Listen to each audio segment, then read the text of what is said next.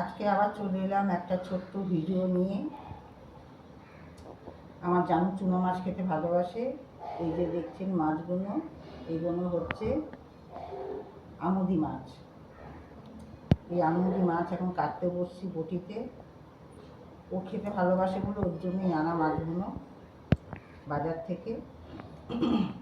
ভালো করে ধুয়ে একটু ভিনেগার মাখিয়ে রেখে দিয়েছিলাম মিনিট 10। তারপরে এখন এই মাছগুলো এই বটিতে বসছি।